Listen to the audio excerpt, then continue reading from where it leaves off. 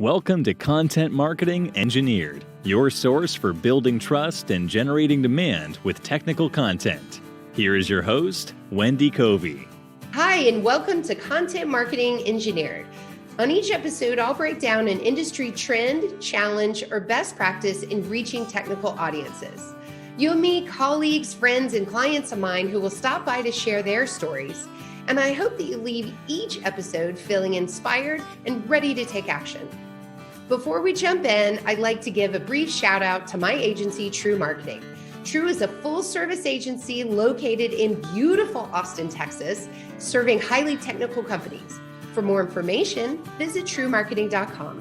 And now, on with our podcast. Hey everyone, and welcome to another episode of Content Marketing Engineered. I'm joined today by Mark Hunter, although he's better known as the Sales Hunter. So welcome to the show, Mark. Thank you so much. It's been great. We're going to have a great conversation. It's going to go fast. I know it will, because we're going to be talking about something that everyone loves to debate, which is marketing and sales and their relationship together. And I can't wait to get in your head on that. But before I do, I wanted to just introduce you as an individual and where you spend your time. So you are a speaker. So you often, do sales kickoffs and a lot of those sales meetings? A lot of sales kickoff meetings. I travel about 200 days around the world and do a lot of consulting, C-level consulting, helping organizations figure out what is their go-to-market plan. But yeah, it encompasses a lot of things. So yeah, it's just fun talking about sales, talking about marketing, and the family feud that the two bring together.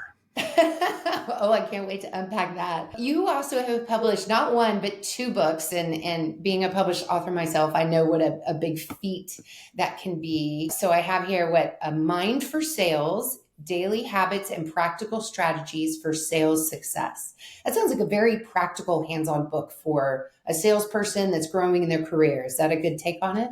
Yeah, it really is, because you can have the best processes in the world, but if your head's not in the game, forget it. You're not going to be successful. So this is about just getting your head in the game. So it really fits not just for salespeople, but anybody. Because I'll tell you what, going through life, if your head's not in the game with what you're doing, why are you doing it? Yeah. What are you doing with your time? You have another book that preceded that one called High Profit Prospecting. And I remember seeing a clip of you speaking, and you came out on stage and the first thing you said was, "Who's prospected today?" And there were some groans and there were some claps. And why prospecting? Why did you focus on that topic? Because that's the most difficult part of any selling process. You know, salespeople are quick to say, marketing, give me better leads. Marketing, give me, really what you're looking for, salespeople, is you want marketing to do your entire job for you. Hey, get off marketing's back. Go do what you're supposed to do. And that is, hey, I'll take prospects. I'll take leads from marketing anytime. But you know what? I got to be responsible for getting them too. Because when we're both in the game going after finding great leads, great prospects, we're much better off. Yeah, without that sole reliance on marketing.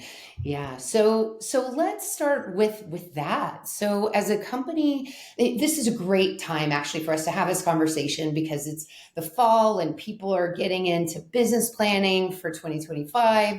And we're looking at whether you have your traditional funnel where you're calculating, your leads to MQLs to SQLs, or however you do it. You have some sort of expectation or quota of what marketing should do and what sales should do. So let's start with that. How do you advise people in the business process to look at this flow of leads to opportunities? Yeah, first of all, we got to drop the blame game. The old blame game. Why does marketing like sales? So they have someone to blame when they don't make their numbers. Why does sales like marketing? So they have someone to blame. It's this blame game. If I'm not making my number, I'm going to blame the other person. Let's get over it. Stop. Let's understand how the whole customer journey works. Marketing's role is absolutely key. And I want marketing to always precede me sales into any market, into any industry, in any segment. Marketing is the arm that creates the awareness, creates the need, creates the opportunity, just creates that bigger scope awareness out there. So when sales come in, there's a level of, yeah, I'm familiar with you. I know who you are. I know what you're doing. And it allows sales to close more efficiently, more effectively when marketing has done their work.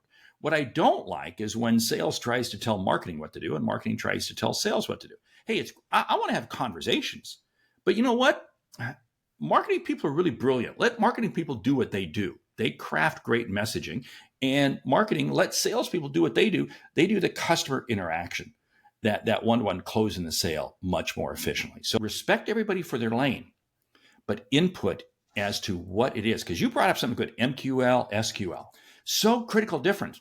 A sales qualified lead is vastly different from a marketing qualified lead. Absolutely. And let's go ahead and accept the fact that we can have two different variables. That's okay. I'm going to always have a marketing qualified lead, but then I got to figure out whether or not it becomes a sales qualified lead. And there's going to be some other standards, some other pieces in there. So don't go blaming each other. No, stop. That train left the station years ago. Yeah. Some people are still playing it. You didn't get the memo. Oftentimes you'll see the function of vice president of sales and marketing, but they've really come up through sales. And that's very typical. We see that a lot in B2B tech and manufacturing. And so there's a lot of education that marketers need to do with this executive to help them understand that the importance of brand, the importance of some of these awareness tactics that aren't as easy to measure as, hey, just hand sales a bunch of names.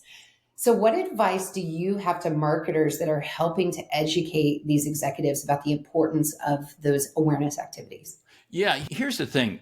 There's a big difference in terms, you got to understand the lane that you play in. And we're talking B2B here right now. So B2B marketing is totally different than B2C marketing, because B2C marketing is going to be much more marketing driven and B2B is going to be more sales driven. Ooh, I just said something that maybe upset some people. But here's where I'm going with this. Because it's B2B, it probably has a higher transaction value, probably has longer sales cycle, et cetera, et cetera. Much longer sales cycle. Yeah, exactly. I mean, I work with companies where the sales cycle can be 12, 18 months easy.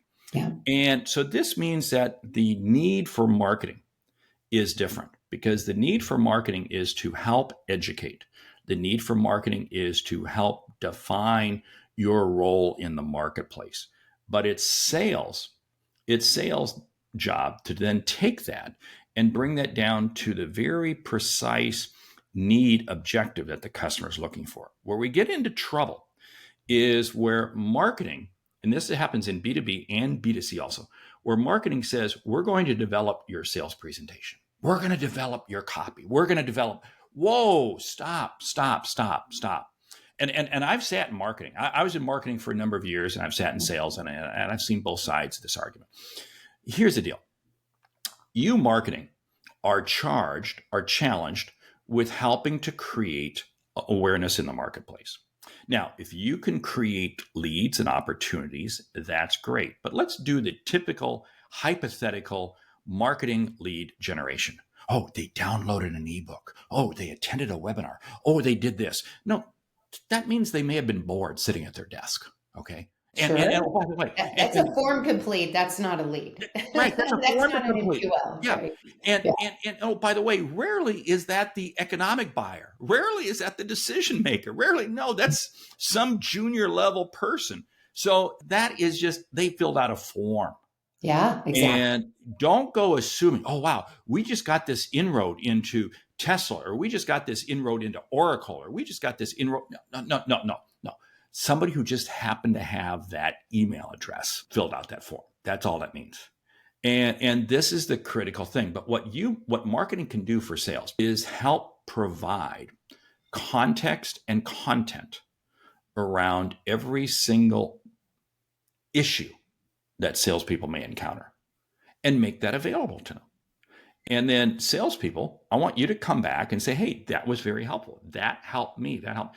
What we don't want to get into is this whole mentality where salespeople are armed with so much information that they don't know how to move. Yeah. And this is where salespeople go awry so quickly is they share things with customers that the customers, I hadn't thought about that. And initially, that's great.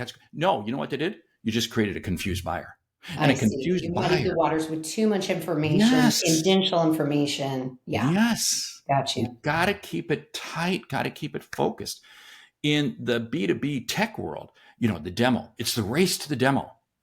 And I go, oh, please don't, because then we wind up demoing things that the customer doesn't need or hadn't thought of and so forth. And then the customer says, you know what? We'll get back to you in 6 months. We'll get back to you in a year. No, what that means, what that code is that we're going to go look at some other vendors out there because you showed us something. No, keep it tight, keep it focused. I'm sorry. I can get lots of questions before you get to that demo. I get going on this, and I get. Hey, I see why. Okay, well, I'm with you. I feel like that salesperson needs to take that context, that bigger picture, those resources, and make it very personalized to that prospect, right? As they're asking questions, they're getting to know them. I still feel like marketing can be a good ally to them. Like imagine that sales deck, we can design that, we can put the right messaging in there, and then that salesperson customizes down from there. So to me, that's an and, not an or. So you still have the company brand represented, or you still have consistency of message, but yet that salesperson should do some work, right? They shouldn't take that deck as is, for instance. Yes, I want to build on that for a second. It is so easy for marketing departments to build content around product features. I was just with a company, major tech company. They're planning their big meeting, and they've got 3 days of product training, followed by a day of sales. And I go, oh, please. And marketing is very much driving the product and so forth. And I go, oh, hold it, slow down. We got to integrate the two right from the start, because if we get too product focused, we lose sight of the benefits. And marketing people, this is your key. Whenever you're developing anything, ask yourself, what is the problem I'm solving for the customer? And if you start with that, what is the problem I'm solving for the customer? And then say, how do I help them understand what that is? Yeah. That's going to be much better off than just saying, wow, we got this new product, and let's just, these are these new features. And so, please. I mean, wow. I mean, every sales kickoff always has these, product. We're upgrading the product. It's 19.3, it's 28.2. I mean, Yes. come on, people. It's giving me flashbacks of my corporate days for sure. Yes. All of that product training. One of the tools we use to help direct that message is an FAB map. And so you have, whatever those products are, and then features, applications, and benefits. So yes, features are important somewhere in there, but how will what applications are best suited for this? What verticals, what specific applications, and then what are the benefits? What do the customers get? Is it faster? Is it more accurate? Like, what does it solve something new that's never been solved before? And that always seems to work well, that matrix. So then we can build content off of that core, messaging strategy document. Yeah, because, the whole key of any sales call, regardless of how it goes, it's to have a conversation. It's not to deliver a presentation. It's a conversation. So when I'm in marketing, my whole objective is to pique people's interests. I hadn't thought about this. I hadn't thought about that. And to generate that conversation. Now, salespeople, it is not your job to sit there and go in and deliver the presentation, the capabilities presentation. Can we deep six that word forever from everyone's vocabulary? But here's the whole deal.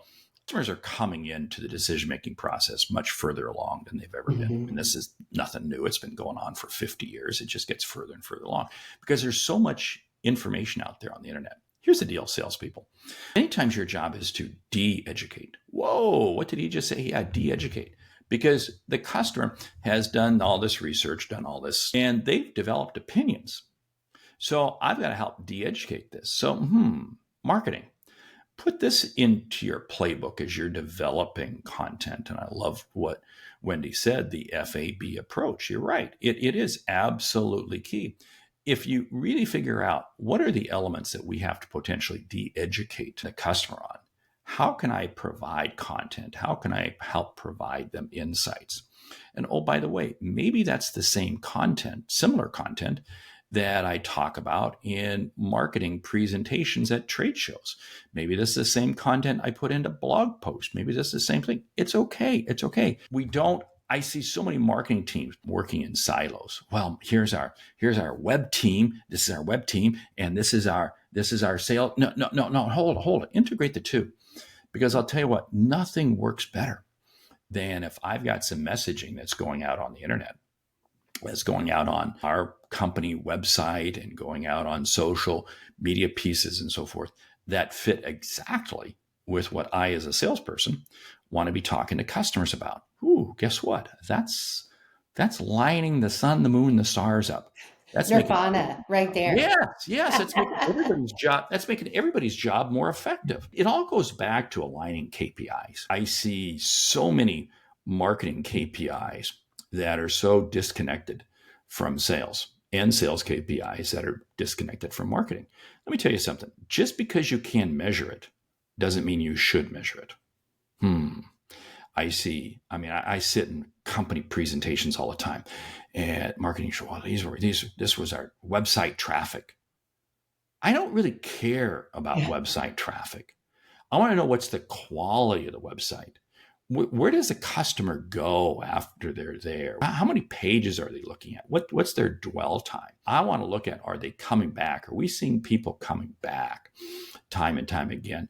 I mean, there are so many other pieces that I need to be measuring. So please don't just vanity numbers may have worked 10 years ago, 20 years ago, but they don't work today. Period. No, they don't. And I love that you brought that up. We've had several mentions of this on the podcast in just the past few months about what is it that truly impacts the business? What drives the business? What does your audience that you're presenting the metrics care about? And very rarely is it web traffic and these vanity metrics, right? Yes. It's the quality, the user path, like you said, and ultimately, are we contributing to revenue? Did this lead to something? And learn from that and look at that chain of events. Yeah. Hey, and sometimes some of these things are tough to measure, right? Some of the brand stuff is harder to put a metric on. And frankly, marketers in a very metrics driven company will make strategic decisions that may not make sense because they want to show the metric that's tied to it rather than do the right activity that's necessary in that situation. Right. So it's a little bit tricky. Yeah. So I like where you're going with this. But then salespeople do the same thing. I mean, salespeople keep deals in their pipeline just to keep their boss happy, and all you wind up with is a sewer pipe. I had a company I was working with recently, and this account exec, very good account exec, had this big deal that he said, "Oh, this is going to happen. This is going to happen," but he only had one contact. He only had one contact there. And I said, no, he just won't allow us to talk to anybody else. And I said, this deal's never going to close. He finally fessed up. He said, well, the reason I can't take it out of my pipeline is because if I take it out, I'm going to get called on the carpet for losing this big opportunity. It's been in here now for 8 months and I got to keep it in there. I said, well, hey, somewhere along the line, there has to be a little conversation here because the dog don't hunt. Well, the deal never did ultimately close. It ultimately died.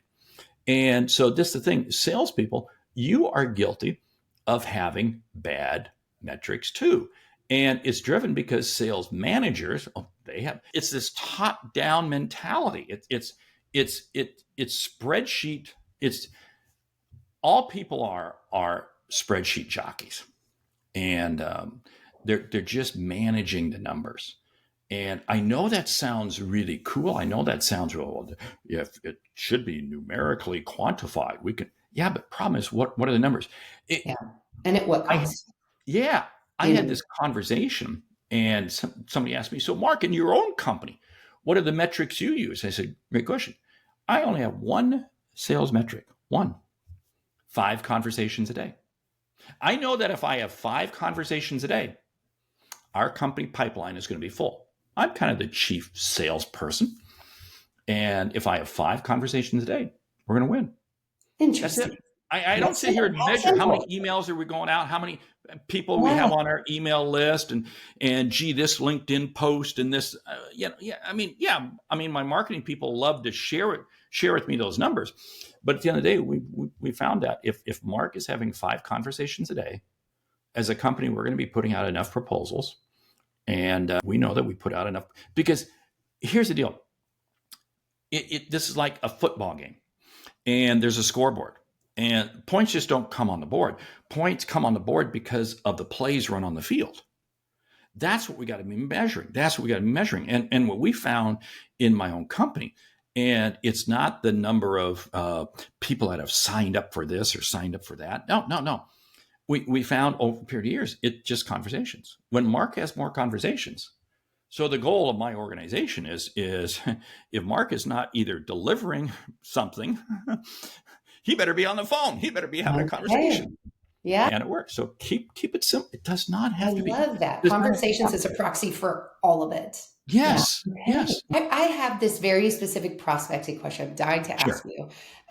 This came up. So I was speaking at a leadership conference. It was Women in Electronics. We had a leadership summit, and I was speaking about personal brand. And we were talking specifically about LinkedIn and how to utilize LinkedIn to, control your personal brand, develop relationships. And someone asked me the question, Wendy, I get so annoyed when people connect with me and then immediately start pitching.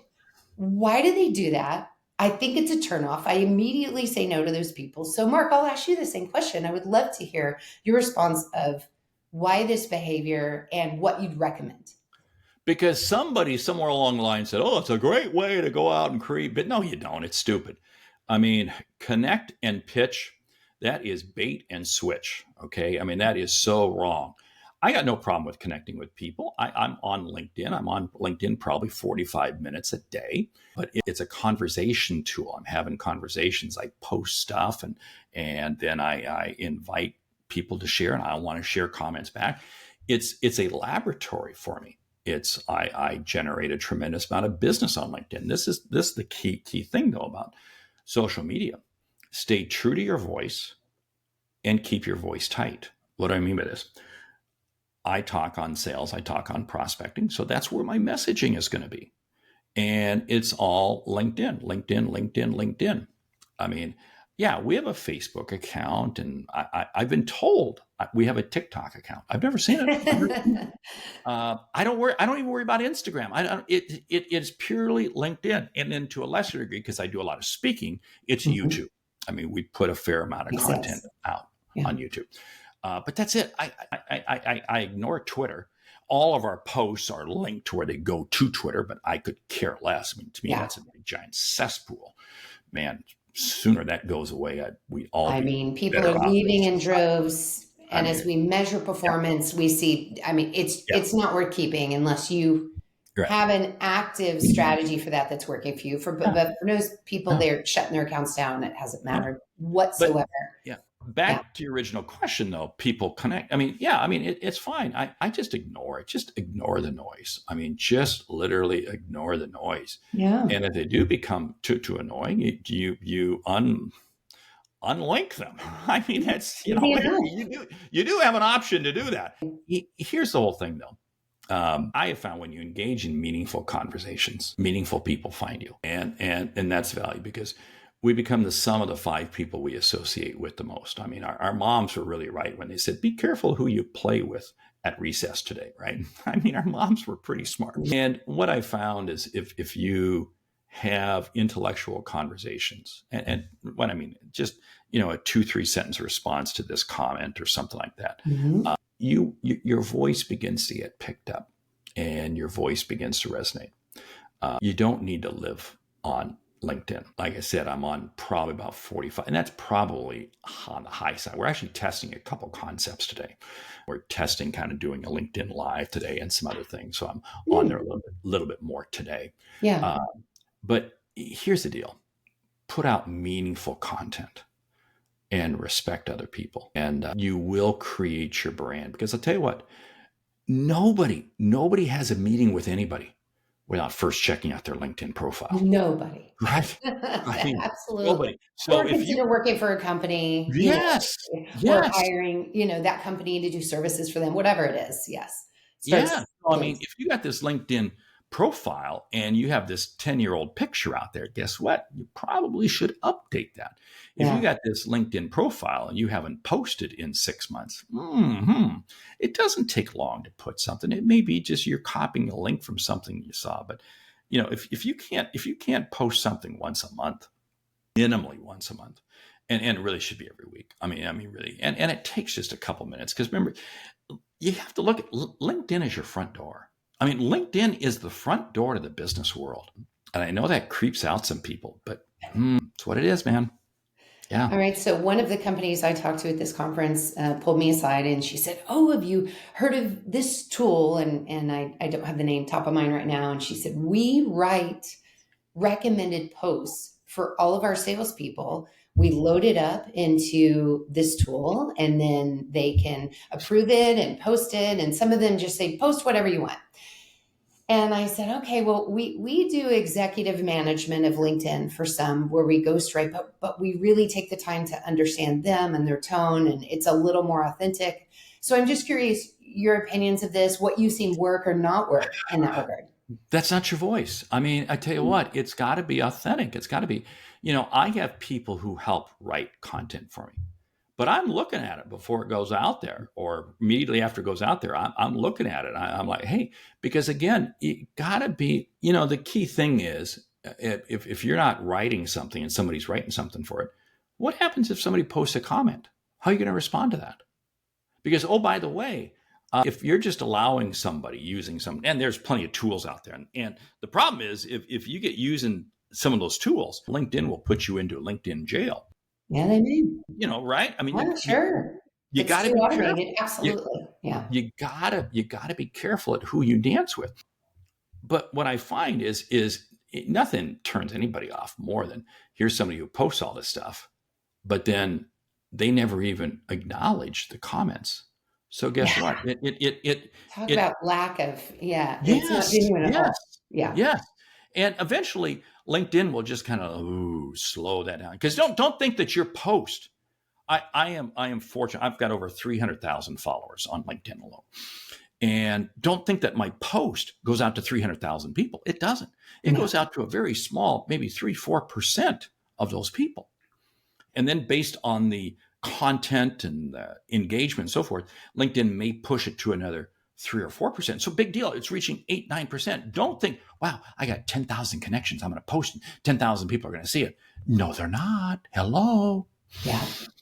I think this is the type of training that sales and marketing can work on together because Yes. certainly, marketing is putting out this great content on behalf of the company. But my big pet peeve is then when a salesperson just reposts and they don't give their point of view, they don't add value, they don't add context. What a huge missed opportunity. I mean, it's great that they shared it, but how lazy to do it and miss that opportunity to position themselves as that technical consultant or however it is they want to be perceived in the market. Oh, you are so spot on there. Repost it, reshare it, but add a sentence or two. Add your commentary, add your insight to it. That is so key. And again, that's helping you to be your voice. This is so key. I'm different than you. Thank goodness. And so I would see something slightly different. It's okay. So marketing, allow your salespeople to have a little bit of flexibility. Salespeople, be respectful. Don't sit there and then rewrite, War and Peace. It's just adding, hey, paragraph 3, that third point is the one that really hit home with me. Something of that nature. Call attention to what marketing wrote, and that's what you're sharing. Very good. Well, we're almost out of time, but I wanted to ask you a very important question before we end the day. So sometimes there is, this never-ending family feud, if you will, as you coined it, between marketing and sales. What's some advice to an organization of how to bridge the gap, how to work well together? Just some quick hits of what you might recommend to bring these two groups together. Quick hits. Salespeople, You got to invite marketing to sit in on some of your sales meetings, whether these be phone calls, Teams, whether they in person, whatever. Let them experience it. Marketing, invite some of the salespeople to sit in on your meeting, to sit in on your planning meetings. What this does is it allows salespeople to feel that they're having some input, they're having some sway. Now, at both sides, when you do that, don't think that you own the table. No, you don't. You're just kind of a fly on the wall.